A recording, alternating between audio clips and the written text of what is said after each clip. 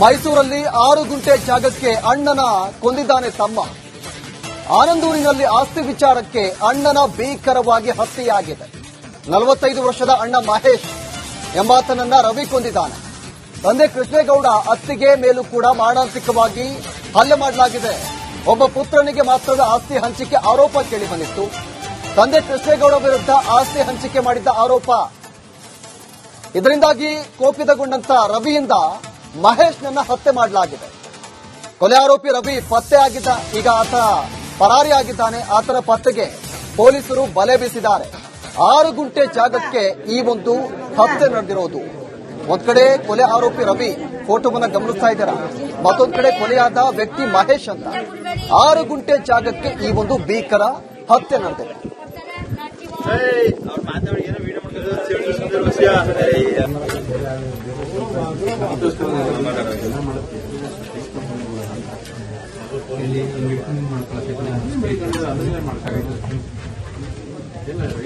ಅನ್ಕಂದಿರೋದು ನಾವು ನನ್ನ ಮಗನ್ ತಂದಿಸ್ಬೇಕು. ನೀವು ನಿಗರ್ಸ್ಬಿಟ್ಟೆ ಜೈಲಲ್ಲಿ ಮಕ್ಕಳ ತಿನ್ಕೊಂಡು ನನ್ನ ಮಗ ಕಾಟ ಬಂದಿರ್ತೀವಿ ಕುಸಾಟಿ ನಾನೇ ಕೊಲೆ ಮಾಡಿನಿ ಅಂತ ಶಿಕ್ಷೆ ಕಮ್ಮಿ ಆಗಿದೆ.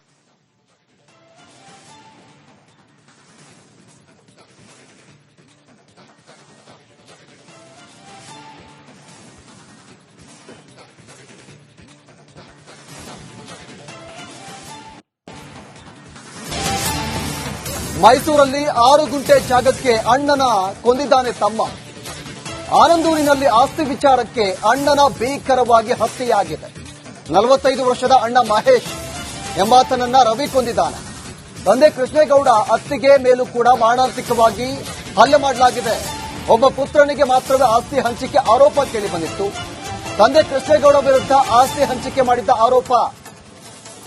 ಇದರಿಂದಾಗಿ ಕೋಪಿತಗೊಂಡಂತ ರವಿಯಿಂದ ಮಹೇಶ್ನನ್ನ ಹತ್ಯೆ ಮಾಡಲಾಗಿದೆ. ಕೊಲೆ ಆರೋಪಿ ರವಿ ಪತ್ತೆಯಾಗಿದ್ದ, ಈಗ ಆತ ಪರಾರಿಯಾಗಿದ್ದಾನೆ. ಆತನ ಪತ್ತೆಗೆ ಪೊಲೀಸರು ಬಲೆ ಬೀಸಿದ್ದಾರೆ. 6 ಗುಂಟೆ ಜಾಗಕ್ಕೆ ಈ ಒಂದು ಹತ್ಯೆ ನಡೆದಿರೋದು. ಒಂದ್ ಕಡೆ ಕೊಲೆ ಆರೋಪಿ ರವಿ ಫೋಟೋವನ್ನ ಗಮನಿಸ್ತಾ ಇದ್ದೀರಾ, ಮತ್ತೊಂದ್ ಕಡೆ ಕೊಲೆಯಾದ ವ್ಯಕ್ತಿ ಮಹೇಶ್ ಅಂತ. 6 ಗುಂಟೆ ಜಾಗಕ್ಕೆ ಈ ಒಂದು ಭೀಕರ ಹತ್ಯೆ ನಡೆದಿದೆ.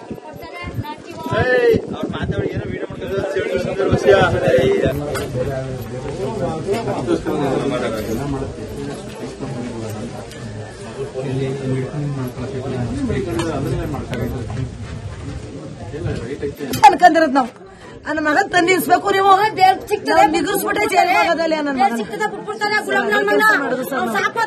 ಮಕ್ಕಳ ತಿನ್ಕೊಂಡು ನನ್ನ ಮಗ ಕಾಟ ಬಂದಿರ್ತೀವಿ ಕುಸಾಟಿ ನಾನೇ ಕೊಲೆ ಮಾಡಿನಿ ಅಂತ ಶಿಕ್ಷೆ ಕಮ್ಮಿ ಆಗಿದೆ.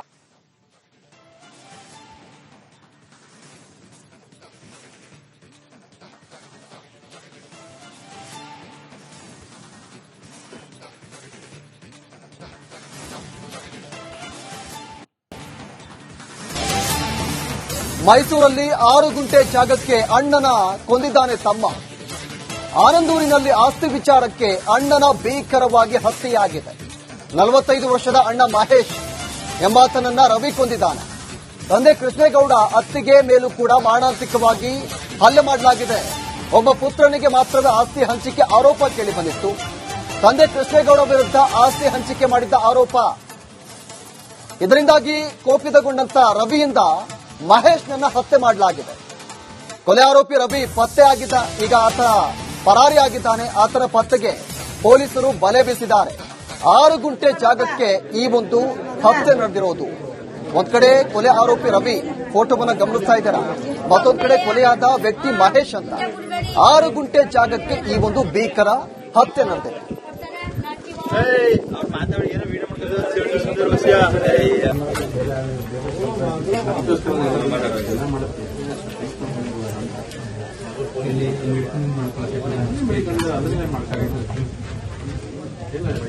ಅನ್ಕಂದಿರೋದು ನಾವು ನನ್ನ ಮಗನ್ ತಂದಿಸ್ಬೇಕು. ನೀವು ನಿಗರ್ಸ್ಬಿಟ್ಟೆ ಜೈಲಲ್ಲಿ ಮಕ್ಕಳ ತಿನ್ಕೊಂಡು ನನ್ನ ಮಗ ಕಾಟ ಬಂದಿರ್ತೀವಿ ಕುಸಾಟಿ ನಾನೇ ಕೊಲೆ ಮಾಡಿನಿ ಅಂತ ಶಿಕ್ಷೆ ಕಮ್ಮಿ ಆಗಿದೆ.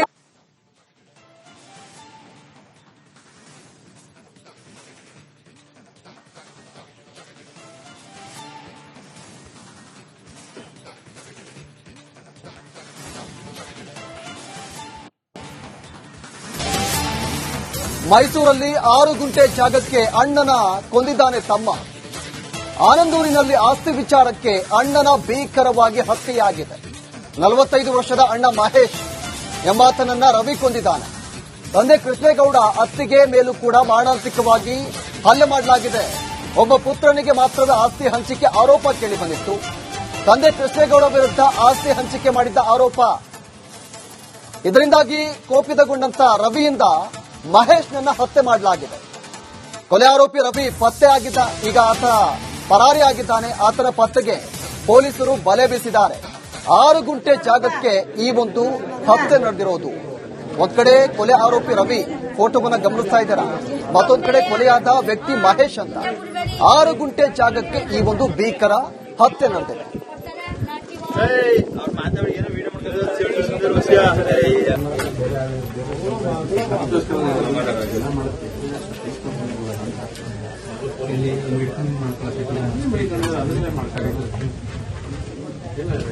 ಅನ್ಕೊಂಡಿರೋದು ನಾವು ನನ್ನ ಮಗನ್ ತಂದಿಸ್ಬೇಕು, ನೀವು ನಿಗರ್ಸ್ಬಿಟ್ಟೆ ಜೈಲ್ ಭಾಗದಲ್ಲಿ ನನ್ನ ಮಗನ. ಸಾಪ ತಟ್ಟಿ ಮಕ್ಕಳ ತಿಂತಾನೆ ನನ್ನ ಮಗ ಕಾಟ ಬಂದಿರ್ಸಿ ಕುಸಾಟಿ ನಾನೇ ಕೊಲೆ ಮಾಡಿನಿ ಅಂತ ಜೈಲಿಗೆ ಹೋದ್ರೆ ಶಿಕ್ಷೆ ಕಮ್ಮಿ ಆಗ್ಲಿ.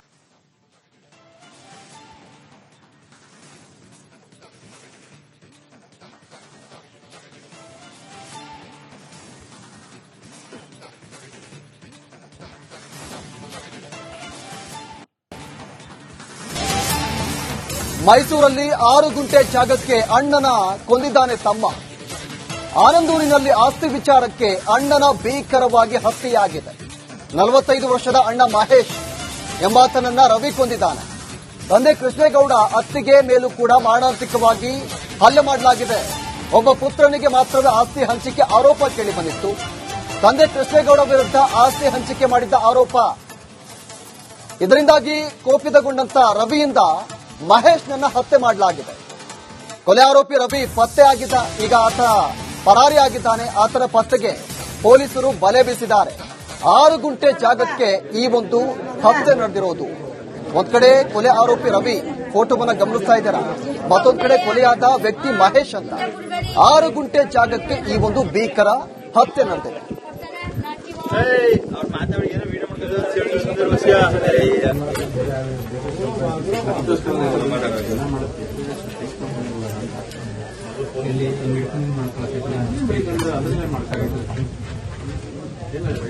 ಅನ್ಕೊಂಡಿರೋದು ನಾವು ನನ್ನ ಮಗನ್ ತಂದಿಸ್ಬೇಕು, ನೀವು ನಿಗರ್ಸ್ಬಿಟ್ಟೆ ಜೈಲ್ ಭಾಗದಲ್ಲಿ ನನ್ನ ಮಗನ.